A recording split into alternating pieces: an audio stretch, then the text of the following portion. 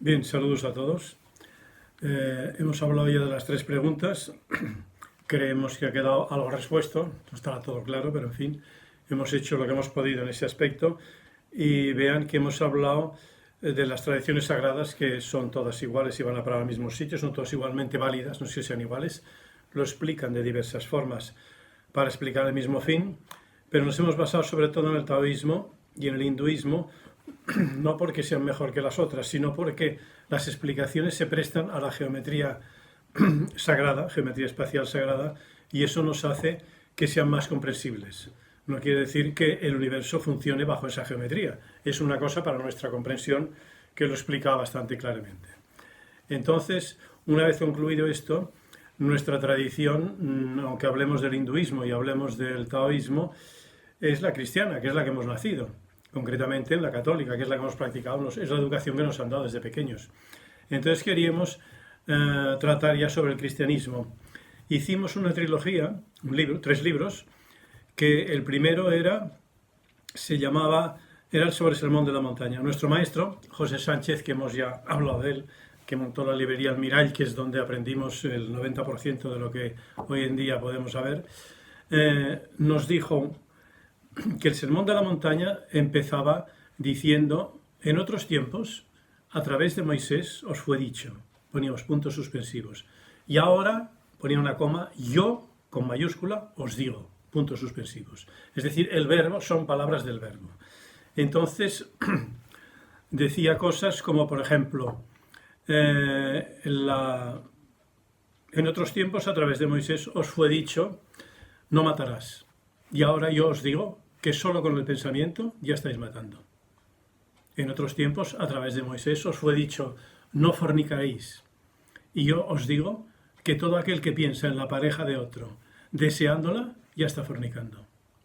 Es decir, cogía la ley y no la negaba, la consumaba, que es lo que dice él en el Evangelio. Este fue el primer libro que hicimos porque era como la respuesta al cómo. Tenemos 4 preguntas, siempre tenemos preguntas. El dónde, el cuándo, el cómo y el por qué. El dónde y el cuándo no tenían mucho problema, porque el dónde es aquí y el cuándo es ahora. De cada universo es esto. No hay antes ni después, ni arriba ni abajo, ni dentro ni fuera. El cuándo es ahora y el dónde es aquí, donde lo podemos resolver. El presente es presente. No podemos hacer nada en el pasado ni en el futuro tampoco. Esto es pasado. ¿Cómo fijas el presente? Bueno, pues ahí es donde resolvemos.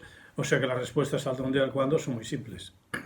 Luego está la respuesta al cómo, que es la doctrina, y para nosotros la hemos sacado, creemos que la doctrina del cristianismo está en los capítulos 5, 6, 7 del Evangelio de Mateo, que es el Sermón de la Montaña, que es de lo que trataba la primera de esa trilogía de libros. La otra pregunta era el por qué, que ya hablaremos más adelante, pero el secreto, según el maestro Edgar, del por qué era muy fácil, vivir sin por qué.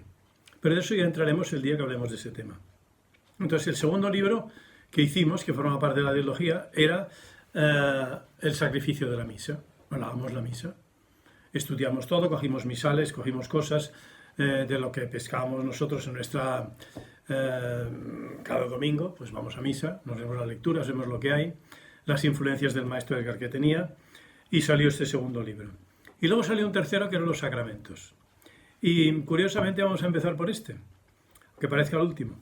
Los sacramentos son una especie de conductas que regulan tu vida, desde que naces, el bautismo, hasta que llega la muerte física, que sería la extrema unción, pasando por diversas fases. Y esas fases regulan tu vida entera.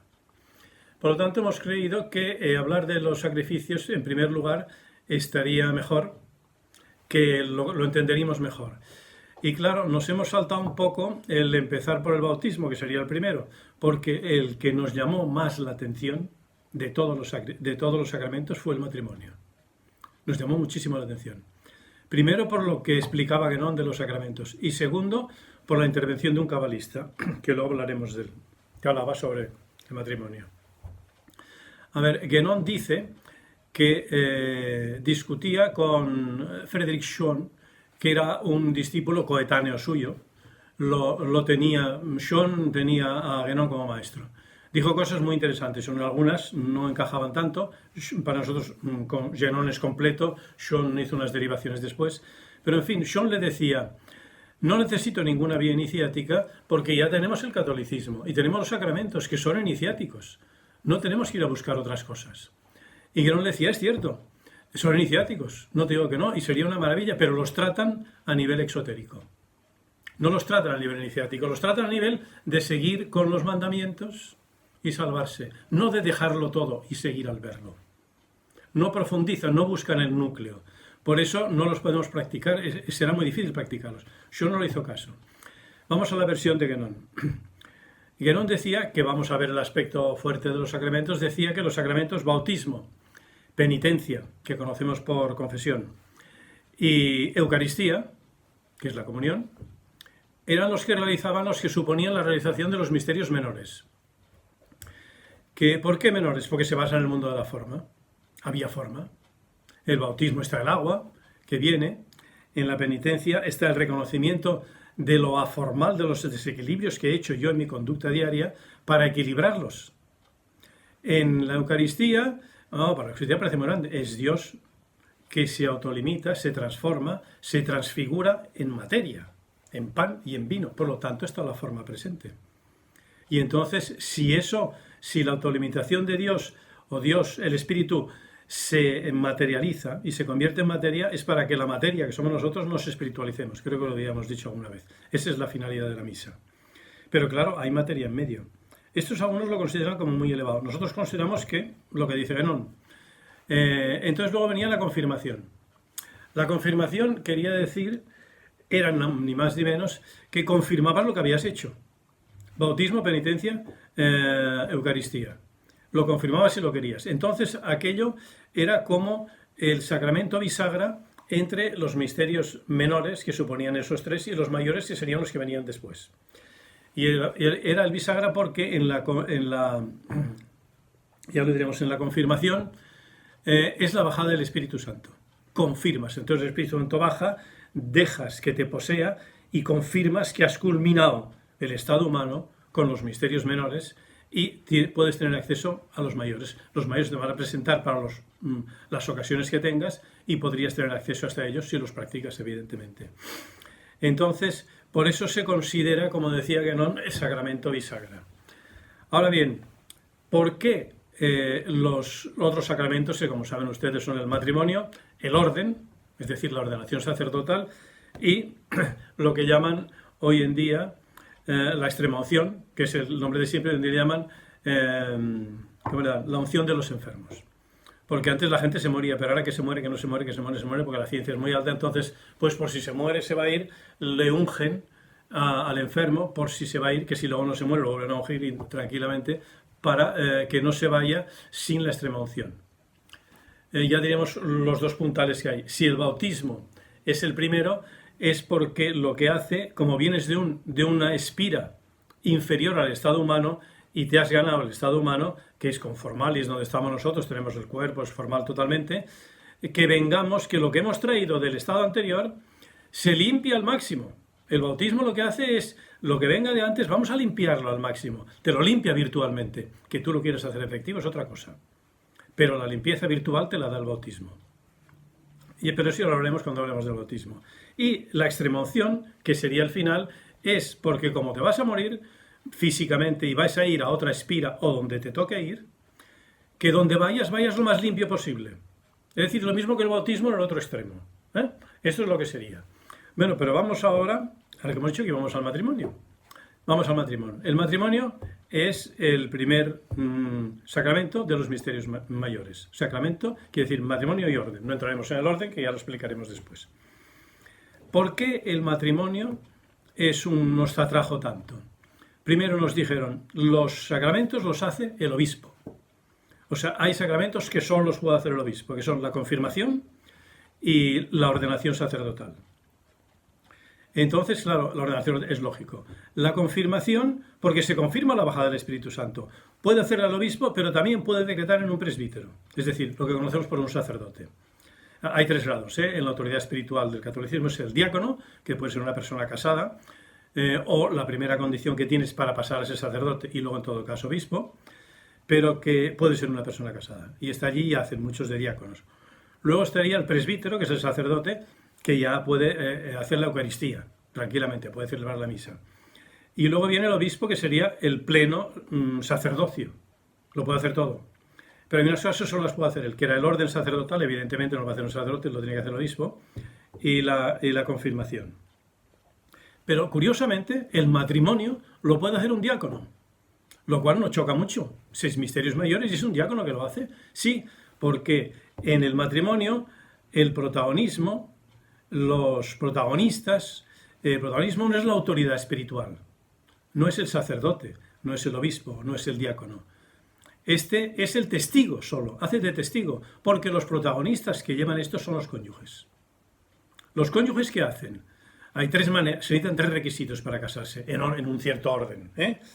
Primero, enamorarse, evidentemente, es una cosa individual de ellos. Lo ven, se enamoran y dicen, perdona, esto cuando se enamoran ellos y se miran, ya lo hemos dicho alguna vez, el resto del mundo desaparece. El mundo de la forma, ya no hay mundo de la forma. Solo están ellos dos, que ya no son dos, porque la esencia se ha visto a sí misma en el otro. Esto explicaremos lo que dice la Cábala después, lo entenderán mejor. Por eso son misterios mayores, porque el mundo de la forma desaparece. No es que vivan en la forma y vendrán en lo que sea, pero por muchas oposiciones que tengan entre ellos, solo está aquella mirada que los une y uno se tiende con el otro y el otro con el uno para formar una unidad. Eso sería el matrimonio. Entonces, por eso son los misterios mayores. Entonces, claro, ¿de dónde sale el que sea luego la primera parte era que se enamorasen, son ellos dos. Ellos dos ya son uno. Ahora, es la situación que tenemos y vivimos en un mundo civil, por lo tanto nos vemos a la sociedad que tenemos. Entonces, ¿qué haremos? Le explicaremos al resto del mundo civil que nos queremos casar, que queremos ser uno para toda la vida. Entonces, vamos al registro civil y nos inscribimos como matrimonio.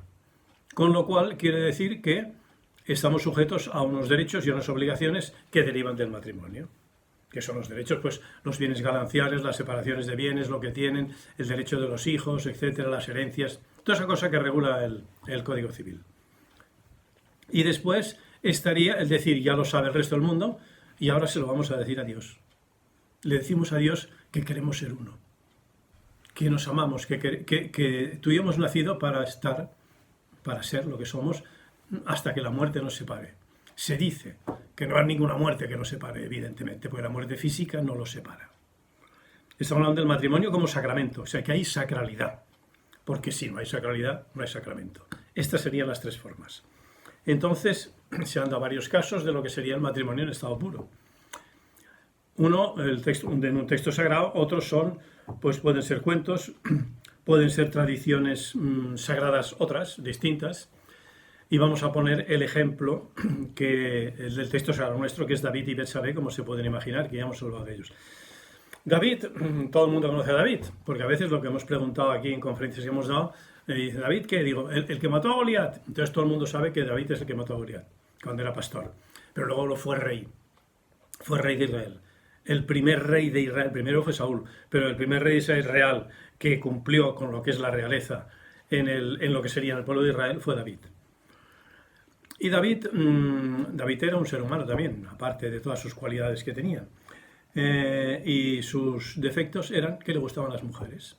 David tenía la debilidad de las mujeres. Su primera mujer fue la hija de Saúl, parece ser, porque le tocaba el arpa a Saúl y una serie de cosas. Y su primera mujer, pero tuvo mujeres e hijos por todas partes.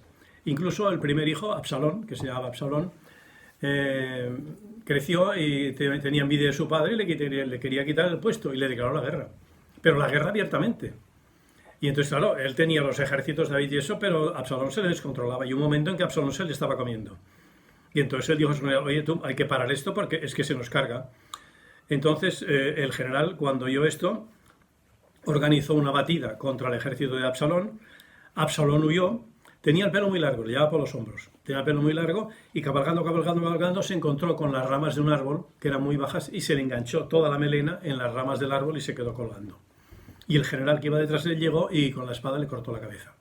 Eso fue el fin de Absalón. La comunicación a David, pues David lloró mucho, porque era su hijo, por mucha guerra que hubiese. Pero pasaba eso, pero él seguía, pues, su debilidad en las mujeres. Una debilidad humana que tenemos, pues, algunos hombres o tienen, no nos metamos nosotros dentro donde no nos tenemos que meter. quiero decir que esto ocurrió hasta que hubo un día que David ya era rey y estaba en su palacio. Y en su palacio se asomaba al patio que tenía el palacio, la terraza que tenía grande, y veía que enfrente había unos que vivían con unos jardines y había una mujer que se estaba bañando. Guapísima. Y David, cuando vio a aquella mujer, vamos, se quedó perplejo, se quedó parado mirándola. La mujer se bañaba, se supone que si se estaba bañando no es que iba muy vestida. Pero en fin, todo esto son suposiciones que ya podemos hacer de deducción de lo que relata el texto bíblico. Entonces, si la mujer que se llamaba Betsabé se bañaba allí porque sabía que David la miraba, que podría ser, o que no lo sabía, pero David la miraba, que David la miraba y cuando la miró a la primera dijo, la deseo, y organizó que me la traigan, quiero que venga a palacio. Era el rey, y entonces fueron a buscar a Betsabé, la trajeron, se enamoraron a la bestia, el flechazo grande que hay, y entonces yacieron juntos. Él dijo que quería conocerla, no se refería a verla, luego sí que se conocieron bíblicamente hablando. Todos saben ustedes que conocerse bíblicamente hablando es hacer el amor. Eso es, y no está mal, porque cuando se hace el amor y se está en la plenitud, el ego se va disipando. En el momento del orgasmo el ego desaparece, porque lo das todo, pierdes la fuerza, lo das todo. Es una entrega mutua, eso es biológicamente hablando, estamos hablando. Entonces quiero decir que en ese momento es cuando naces con, conocer viene de connoscere, que quiere decir nacer con, naces con aquello que te une a la otra persona y la otra contigo. Entonces se forma, aunque sea biológicamente, sale una sensación de unidad. Y ahora estamos hablando de sexo, pero en el amor, cuando dos se enamoran, pueden yacer juntos, pero ahí no hay sexo. No hay satisfacción biológica, hay culminación de la esencia pura, culminación del amor, culminación de que la dualidad se convierte en unidad. Eso supera cualquier fase biológica que pueda haber, evidentemente. Entonces, evidentemente, David y Betsabé se conocieron. Y, evidentemente, Betsabé quedó embarazada. Entonces vino el sumo sacerdote, no recordamos si era Samuel, si la Biblia se nos despista a veces, si era Samuel o era otro, es igual, el que fuera. Y le dijo, David le dijo al rey, tengo un mensaje de Dios que tengo que comunicarte. Ah, pues muy bien. Dice, mira, había un pastor que era muy rico, tenía muchas ovejas, tenía ganados, tenía de todo, y a todo el pueblo le abastecía. El pueblo estaba encantado, satisfecho con él, porque mantenía al pueblo en equilibrio y él se lo daba todo al pueblo. Era una cosa, era lo que era un rey real. Pasaba la realidad universal al pueblo con la entrega mutua a todo lo que hiciera falta, estaba cubierto. Pero conoció otro pastor que solo tenía una oveja. Ahora, la oveja era preciosa. ¿Y sabes lo que hizo? Mató al pastor y se llevó la oveja. ¿Por qué le dice? Es que ahora nos hemos adelantado, pedimos perdón. ¿Por qué le dice mató al pastor?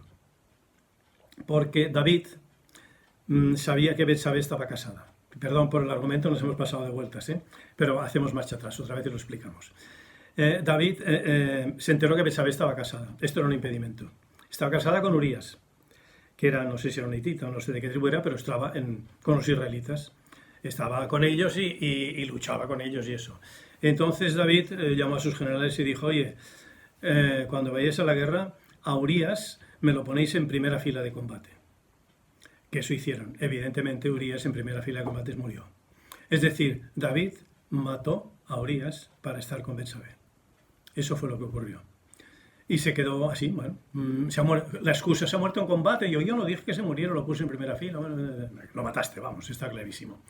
Entonces cuando el sumo sacerdote le dice, ese pastor tenía una oveja, y el pastor que lo tenía todo y abastecía a todo el mundo, mató al pastor y le quitó la oveja. Y David dijo, ese pastor debe morir, el grande debe morir, el grande eres tú, y la oveja es Betsabé.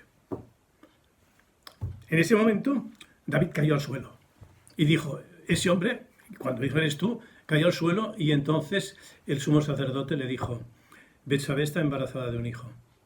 A los 7 días, Dios se lo llevará. No, que no se lo lleve, ¿qué tal? Y entonces él lloró y hay un salmo precioso, que me parece que es el 51, que está cantado en arameo, lo pueden encontrar en internet, es una preciosidad. Cómo David le pide perdón a Dios. El perdón de David a Dios es precioso en ese canto. En algunos, nosotros tenemos un grupo que estudiamos metafísica, hacemos cosas de estas y miramos, profundizamos todo lo que podemos.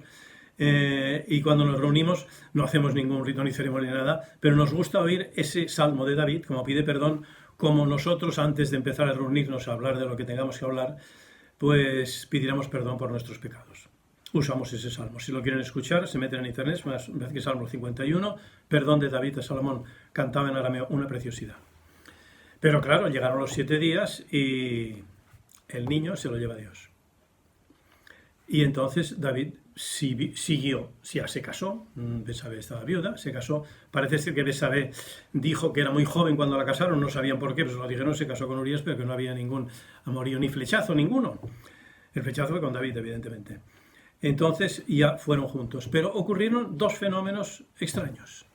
El primer fenómeno es que David, en cuanto conoció a Betsabé, las demás mujeres se disiparon, desaparecieron del mundo. Betsabé lo colmaba todo. Con Betsabé no necesitaba nada más. Estaba pleno, tenía la plenitud. No hacía falta ninguna mujer. Y supongo que Betsabé con el rey David, pues fíjate tú, ¿qué más quiero? Lo tengo todo. Eso era una cosa, un fenómeno que se ocurrió, o sea, que algo había ahí.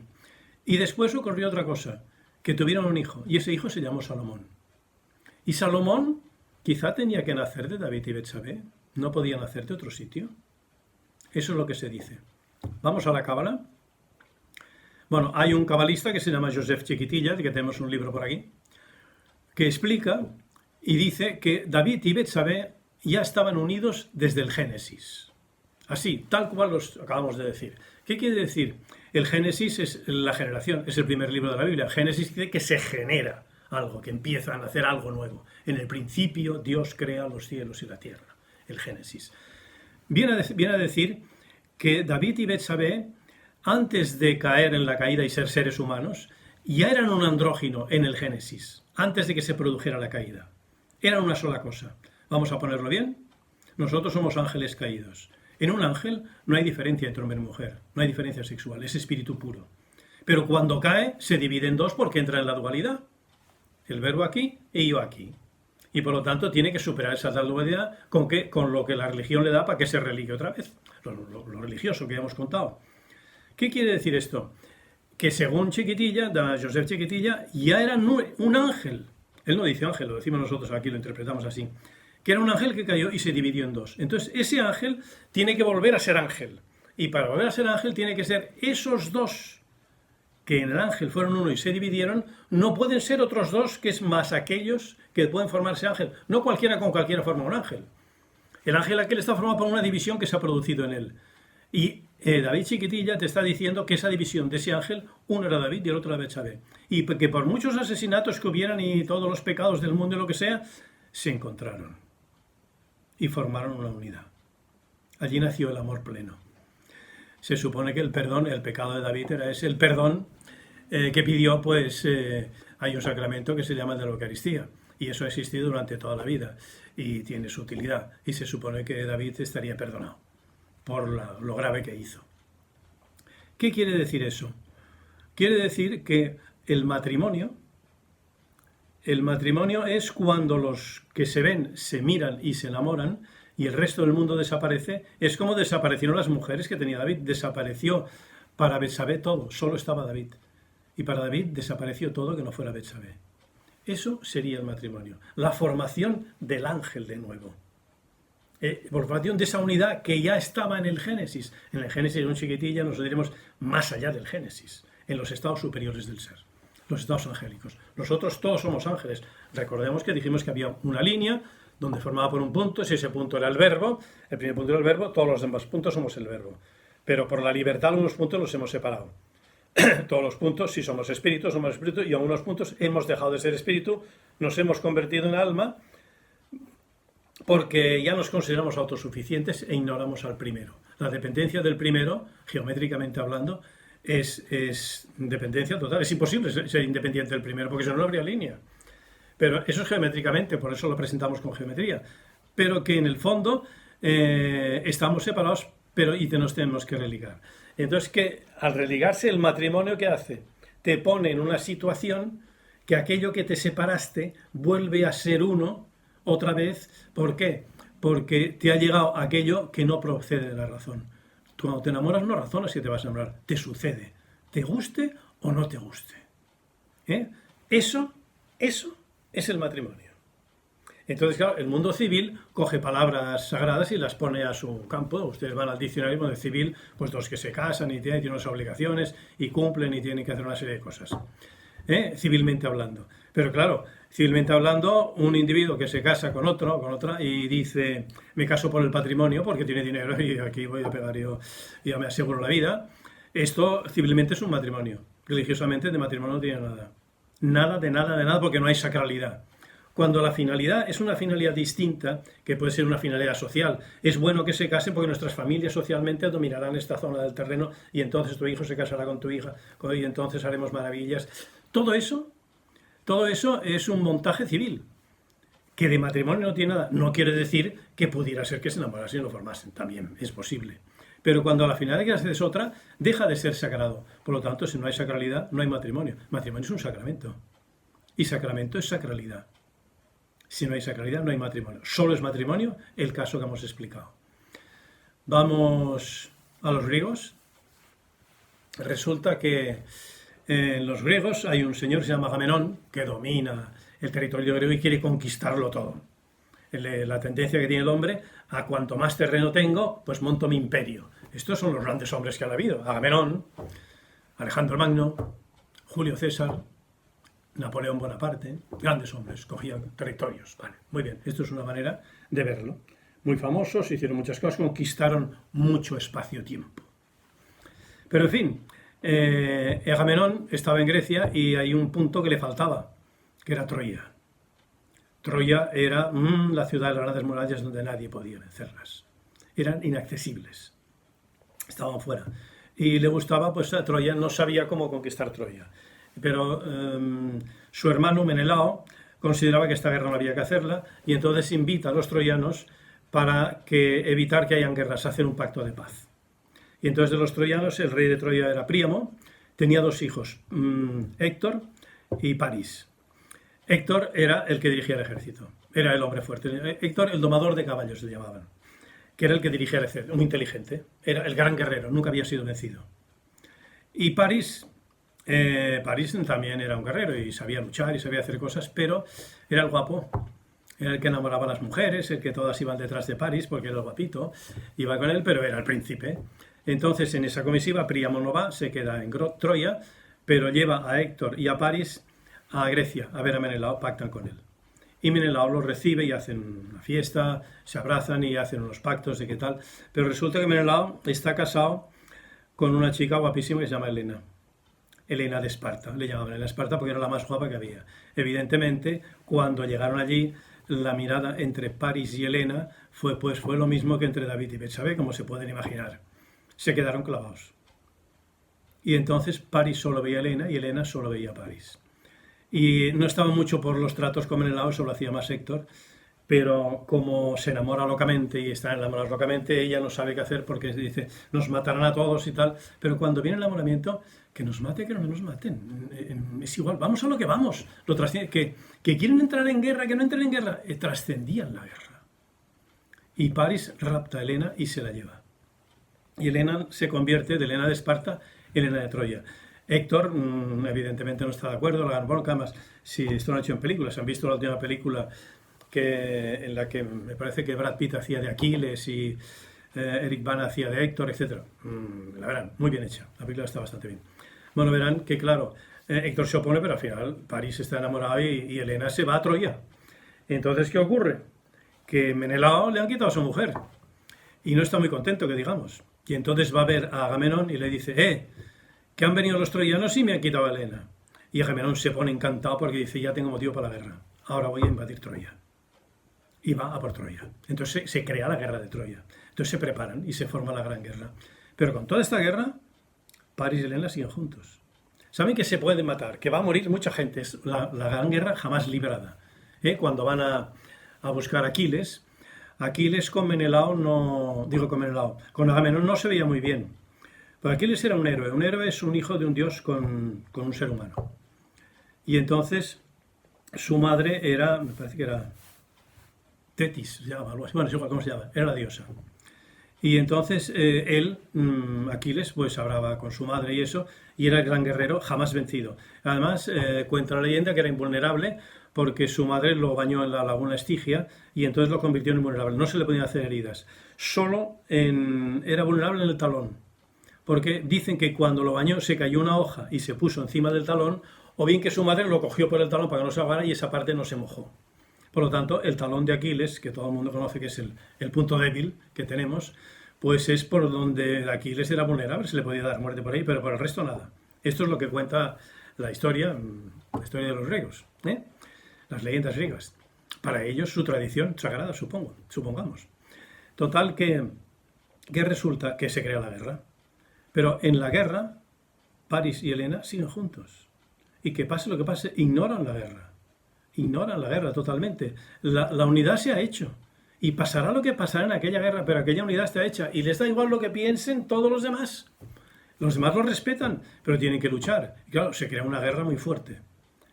Y allí tienen ustedes a que Aquiles con Agamenón, no porque Agamenón sabía que Aquiles era imbatible, pero lo necesitaba para sus ejércitos. Y había una tal Briseida, parece que se llamaba Briselda o algo así, no, Briseida, no recordamos el nombre, que en una de las guerras que hizo con Grecia, en la película sale como si fuera troyana, pero en fin, el texto de la Ilíada dice algo distinto. La quería Aquiles y Agamenón se la quitó un rato y tal, y se pelearon. No se podían ni ver entre ellos. Pero Aquiles iba a la guerra porque venía Ulises. Ulises es otro héroe griego, ya lo saben, el que montó el que dio el caballo de Troya, que era muy listo. Era un gran guerrero, pero además era muy inteligente. Y entonces, como era inteligente, Agamenón envía a Ulises a ver si convences a Aquiles que venga, porque sin Aquiles y los mirmidones, que eran el ejército que tenía Aquiles, esta guerra iría mejor tenerlo a nuestro lado. Ulises va a ver a Aquiles, y Aquiles lo ve de lejos, que te ha traído a Agamenón y tal, y le dice: yo Agamenón no quiero saber nada de él. Dice: sí, pero piensa una cosa. Ulises, que es inteligente, le tienta. Le dice: será la guerra más grande jamás librada. Y además está Héctor. Nadie le ha vencido a Héctor. ¿Tú qué opinas de esto? ¿Te vas a perder la mayor guerra de la historia? ¿Aquiles va a estar al margen de esto? Entonces Aquiles lo deja con el pensamiento que sí que no, habla con su madre, la diosa lo está esperando en una laguna, perfecto, esto en la película esa sale muy bien, en la película esta de Troya sale muy bien, y entonces Aquiles le pregunta a su madre si tiene que ir a Troya. La madre le dice textualmente: mira, si te quedas aquí, serás conocido. Y tus hijos te conocerán, y tus nietos hablarán de ti. Y más allá, tus nietos también hablarán de ti, porque eres un gran guerrero. Y pasarán las generaciones y ya nadie hablará de ti, como de todo el mundo. Si te olvidarás, como se olvida de todo el mundo. Si vas a Troya, hablarán muchas generaciones de ti. Muchísimas. Se hablará muchísimo tiempo y siempre se recordará Aquiles. Pero si vas a Troya, ya no volverás de Troya. Es decir, morirás en Troya. Entonces, claro, Aquiles está ante la duda, pero el orgullo de ser recordado por muchas generaciones puede con todo y va a Troya. Y ocurre, ahí empieza la guerra de Troya. Esto se me explica un poco para que vean esta. Pero con todas estas oposiciones que hay, todos estos follones que hay, Atlas, que era el que más tenía el mundo y era muy fuerte y adoraba a Aquiles, y se veían y tal y cual, y todo lo que hacía Aquiles y lo que hacían todos, era igual. Paris y Helena eran la unidad hecha. No veían otra cosa. No veían, sí sabían que tenían una guerra, pero la guerra era una cosa secundaria. El amor estaba por encima de todo eso. Luego en la guerra sí, a Helena se la llevan, a Paris se fuga, me parece, se le mata a Aquiles, además de un flechazo. Y Helena parece ser que la recuperan los ríos otra vez. Bueno, total, es igual, la recuperan, Paris y Helena, diríamos que venían de un andrógino que ya estaba hecho. Había un ángel que se presentó en esas cosas. Eso sería otra ocasión. Entonces, vamos a por cualquier fábula. Romeo y Julieta. Dos bandos, los Capuleto y no sé cómo se llaman los otros, que se matan entre ellos, se pelean y eso, y hay uno que se enamora del otro y allí ya pueden haber todas las guerras que quieran. Que Romeo y Julieta son Romeo y Julieta. Y están ahí y lo que quieran. Y hasta se entera uno que el otro se ha muerto y se suicida porque no puede estar sin el otro. Todas las guerras, todo el resto del mundo, todo el mundo de la forma, todo el mundo de las variaciones, de los cambios, desaparece. Están en el eje principal. Cuando eso ocurre, eso es el matrimonio. Esa es la esencia pura del matrimonio, según dice Josep Chiquitilla. Y Joseph Tiquetilla te explica, el cabalista, que hay 3 fases. La primera es que en cada espira, en cada grado de existencia que tengamos, tendremos la ocasión de encontrarnos con esa media naranja que tenemos, con aquella que fuimos el andrógino desde el Génesis. Que la aprovechemos, ya es cosa nuestra lo que pueda pasar. Dice, pueden pasar 3 casos, que se ven y están encantados y lo han encontrado, perfecto, fabuloso, que se ven pero con oposición, que es el caso de David y Betsabé. Entonces tienen que luchar contra la oposición. Y pasa lo que pasa, como hemos dicho de Paris y Helena, pero con oposición y todo, como ellos, es igual. Las superan, están juntos y al final están o no están, como sería el caso de Paris y Helena, o están como sería el caso de David y Betsabé. Esos están juntos. Y luego está el tercer caso de que se ponen delante, se encuentran, pero por circunstancias de timidez, de miedo, de lo que sea, lo dejan correr y no aprovechan la ocasión. Y entonces esa ocasión se les presentará en la siguiente espira, cuando llegue la muerte física y lo traslade al grado de existencia que les toque. Siempre se presenta. Bueno, siempre. No vamos a decir siempre. Siempre se presenta que se tenga que producir el matrimonio, el sacramento del matrimonio. Pero claro, hay otro sacramento, que es el sacramento del orden. En el sacramento del orden también son los misterios mayores, pero eso es cuando el ser humano, se une a Dios. Entonces, cuando se une a Dios, la parte espiritual es tan alta y es tan alto el espíritu que ya no necesita la unión hombre-mujer. No necesita, y ya Dios lo colma todo. El caso del hinduismo serían los brahmanes, que son los que nacen, los brahmanes que nacen con la casta de los brahmanes, con la casta de la espiritualidad, y lo hacen, que serían, aquí serían teóricamente los sacerdotes, evidentemente. Los sacerdotes, y puede ser que uno no sea sacerdotes, también le ocurra.